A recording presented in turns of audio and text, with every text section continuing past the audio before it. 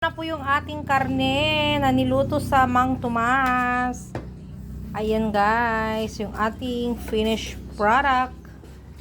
Okay, baon ng mga bata ulit. Ayan yung kanyang sauce.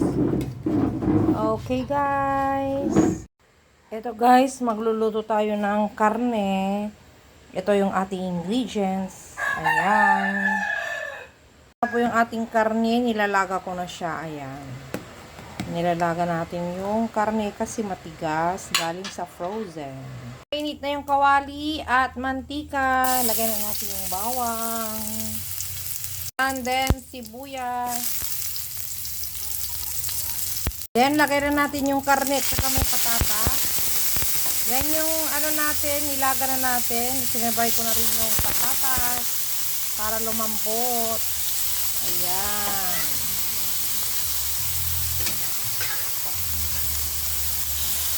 Okay na yung ating karne. Lagyan na natin lagyan na natin ng sauce. Mang Tomas. Ayan. Timplahan na natin siya.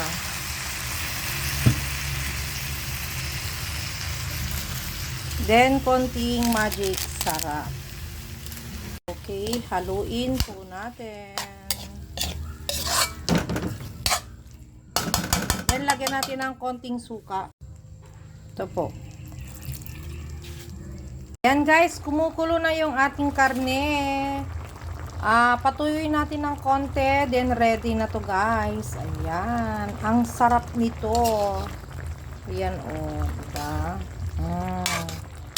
Ayan. Okay guys, luto na po yung ating karne. Ayan po yung ating karning baboy.